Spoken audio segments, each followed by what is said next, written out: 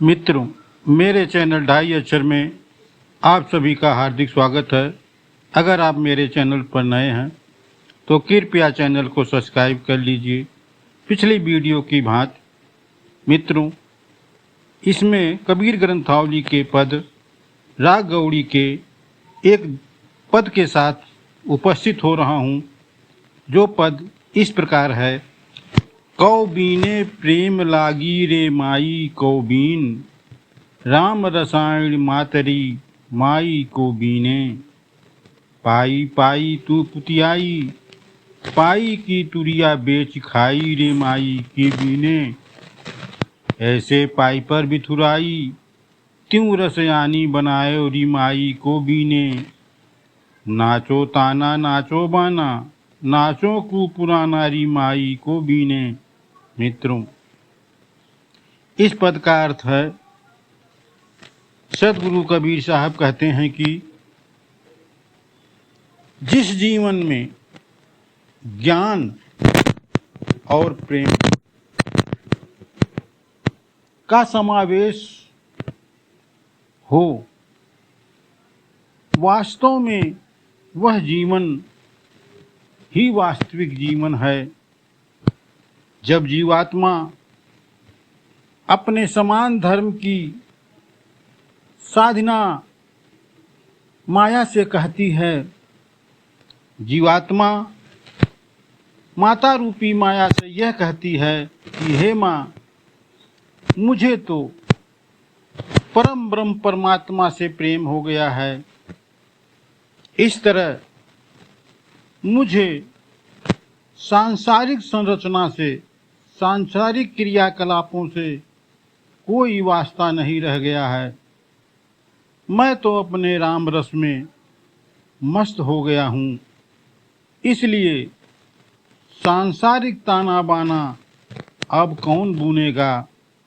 मैं इसमें अपने आप को असमर्थ समझता हूँ।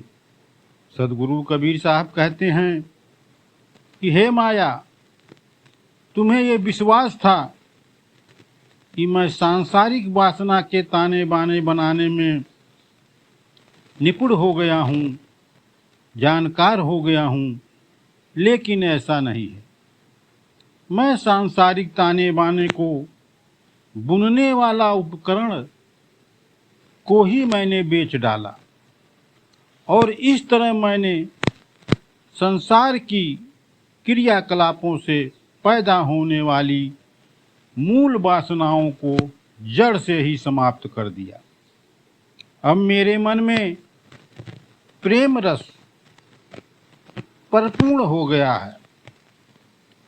मेरा मन प्रेम रस से भरपूर भर गया है। इस तरह धागे के सुलझाने की पाई पर भी यह प्रेम रस पूरी तरह फैल गया। अब तो प्रेम रस की मस्ती में ताना बाना दोनों नाच रहे हैं। पुरानी जीर्ण छीण तूरी भी इस रस में नाचने लगी है, क्योंकि इस जीवन रूपी ताने को ज्ञान रूपी चूहे ने काट दिया। अब ये सांसारिक जीवन रूपी वस्त्र को बनाने के योग में नहीं रह गया। अब मैं उसे संभाल कर फिर से बुनने में भी असमर्थ हूँ। तुम ही बताओ, कैसे मैं बीनूं। सदगुरु कबीर साहब बैन और कर्म की सांसारिक क्रियाकलापों और प्रेम रस की मस्ती वर्णन करते हुए अपने कपड़े बुनने वाले उपकरणों को प्रतीक के रूप में पेश किया है। बहुत ही रोचक वर्णन किया है। इस पद में लोकगीतों की शैली का भी प्रयोग किया गया है।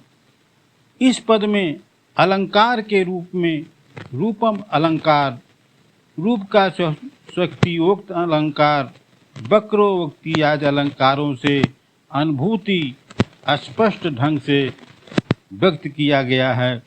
मित्रों, इसका सीधी और सरल तरीके से समझने का प्रयास करते हैं। सदगुरु कबीर साहब ने अपने जो कपड़ा बुनने वाले ताने बाने थे, धागा था, तूरी थी, उसको उन्होंने प्रतीक बनाया।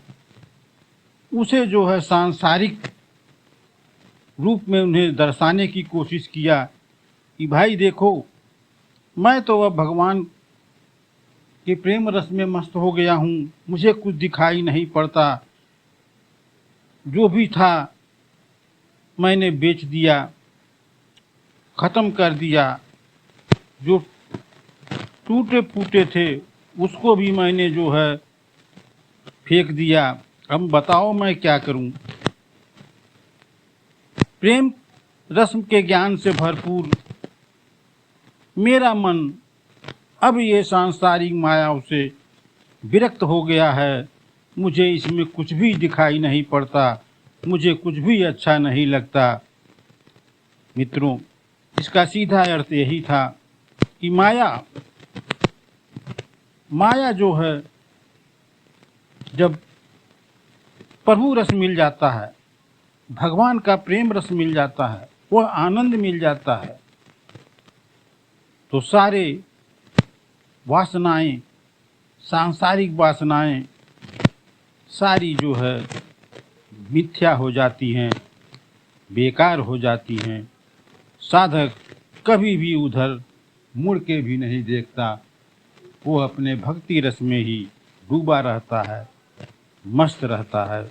मित्रों, यह वीडियो कैसा लगा? अगर वीडियो अच्छा लगा हो तो मेरे चैनल ढाई अक्षर को सब्सक्राइब कर लीजिए, लाइक करिए, शेयर करिए। मिलते हैं एक ऐसी ही नई वीडियो के साथ। वीडियो देखने के लिए मित्रों दिल से धन्यवाद।